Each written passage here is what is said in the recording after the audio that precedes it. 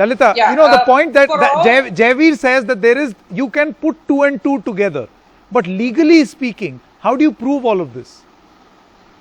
How do you First prove of all, let culpability? me say that you can put 2 and 2 together, but 2 and 2 together make 4 and not 20. In this case, it looks like they are sort of extrapolating 2 and 2 about 5 times and making it into 20. I already made my point that for all these accusations, for the FIR, etc., where is the proof?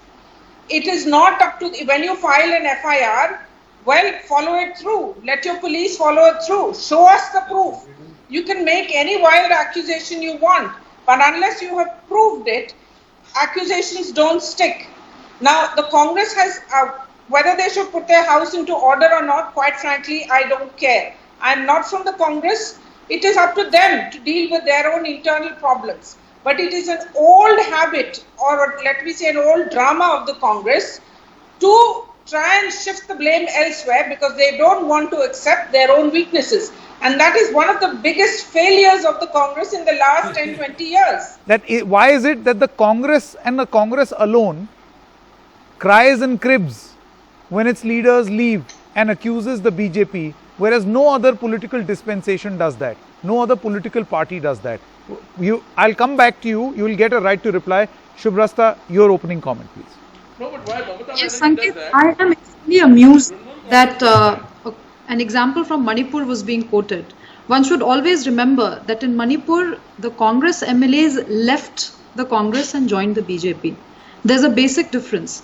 Now here, their leader, Sachin Pilot, has gone on record, has spoken to media houses and has very categorically stated that he's not leaving the Congress party.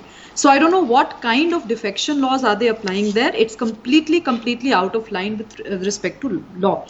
One comment which I would want to make with respect to Yogendra Yadavji's remark is he tries to always paint this conspiratorial picture in front of an audience which is extremely well read, extremely knowledgeable about not just the constitution but also the law of the land. Congress exploding from within, if Yogendra Yadav feels it is the fault of the BJP, then God save his logic. Seriously, God save his rationale and logic. I, as a youngster and as somebody who has just ventured into my own analysis on YouTube, I think I just wish Yogendra Yadav well. No political party exploding from within should try and pin responsibility either through its spokespersons or through spokespersons who pretend to be speaking for the Congress on the other side of the political aisle.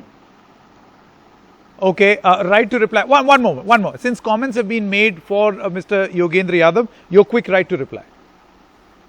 Did you say the person who spoke just now was an analyst or is she the BJP spokesperson? I'm not sure. I can't see the television right now. Sorry, I'm a little confused about it. Was it the BJP spokesperson speaking right now?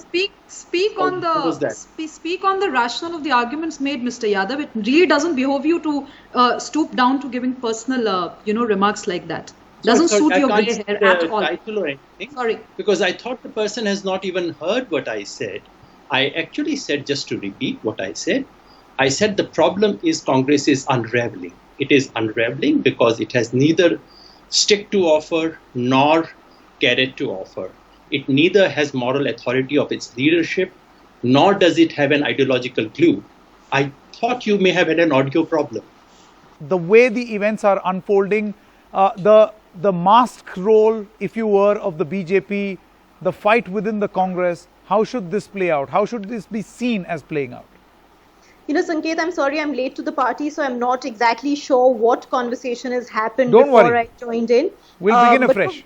From what I can make out, in the last 5 minutes that I heard the conversation, it seems like a Congress versus BJP affair, which really it isn't. It's a Congress versus Congress fight that's happening in Rajasthan. Now, if you're talking about BJP's masked role, or do you really expect a party that is led by people who only want power like Narendra Modi and Amit Shah to not try and capitalize on a situation like this?